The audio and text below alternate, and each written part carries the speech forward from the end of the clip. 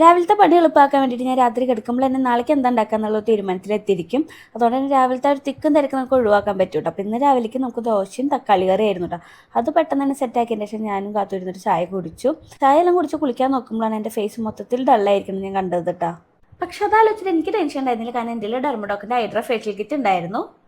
ഈ ഒരു ഐറ്റം നമ്മളെ കയ്യിലുണ്ടെങ്കിൽ പിന്നെ വേറെ ബ്യൂട്ടി പാർലർ പോകുക കാര്യങ്ങളൊന്നും വേണ്ട. ഈ ഒരു 5 സ്റ്റെപ്പ് കൊണ്ടായിരുന്നു നമ്മുടെ ഫേസ് മൊത്തത്തിലാണ്ട് ചേഞ്ച് ആയി കിട്ടിക്കോളും.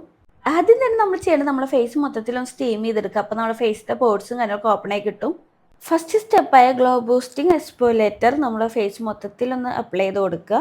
2-3 മിനിറ്റിൽ ഈ ഒരു പ്രൊഡക്റ്റ് നമ്മുടെ ഫേസിൽ റൗണ്ട് ഷേപ്പിൽ നന്നായി മസാജ് ചെയ്ത് കൊടുക്കുക. അതിൻ്റെ ശേഷം നമ്മുടെ ഫേസ് നന്നായി കഴുകിയിട്ട് ഒരു കോട്ടൺ തുണി കൊണ്ട് ഫേസ് നന്നായി ഡ്രൈ ആക്കി എടുക്കുക.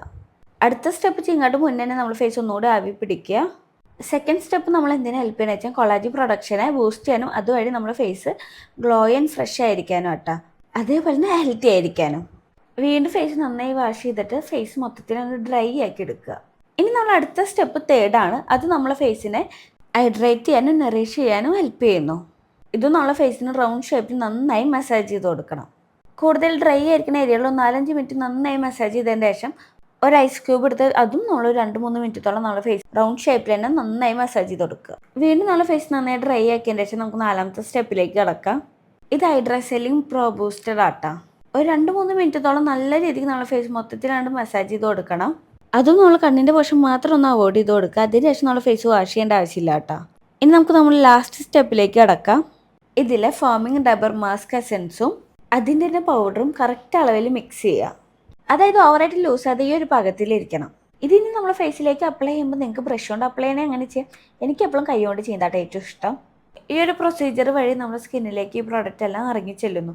അതുമാത്രമല്ല അതേപോലെ തന്നെ ഡീപ്ലി ഹൈഡ്രേറ്റ് ചെയ്യാനും അതേപോലെ സ്കിന്ന് കാമാക്കാനും ഹെൽപ്പ് ചെയ്യുന്നു. ഇത് അപ്ലൈ ചെയ്ത് കഴിഞ്ഞാൽ ഒരു 10-15 മിനിറ്റത്തോളം ഇതൊന്ന് ഡ്രൈ ആവാൻ വേണ്ടി വെക്കണം. ആ ടൈമിലേക്ക് വെറുതെ ഇരിക്കാൻ പറ്റിയില്ല, കാരണം അപ്പുറത്തേക്ക് വേറൊരു പണി ഉണ്ടായിരുന്നു.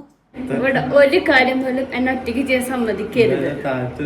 എന്നോട് ചെയ്തുകൊണ്ടപ്പോൾ കാത്തുമ്പേക്ക് ചെയ്യണമെന്നുണ്ട് ഞാൻ കുറച്ച് തൈരും കൂടി ആളെ ഫേസിൽ ഇട്ട് കൊടുത്തിട്ടുണ്ടായിരുന്നു. അങ്ങനെ എൻ്റെ ഫേസ് ഡ്രൈ ആയി വന്നിട്ടുണ്ട്. ഇത് നമുക്ക് ഇനി ഒന്നില്ലെങ്കിൽ പീൽ ചെയ്ത് കളയാം അല്ലെങ്കിൽ വാഷ് ചെയ്യാം. ഞാൻ വാഷ് ചെയ്ത് കളയാട്ടോ ചെയ്തത്. ഇതെല്ലാം കഴിഞ്ഞ് ഞാൻ എൻ്റെ ഫേസ് കണ്ടപ്പോൾ ഞാൻ തന്നെ ഞെട്ടിപ്പോയി, കാരണം അത്രയും മാറ്റമായിരുന്നു എൻ്റെ ഫേസിന് വന്നത്.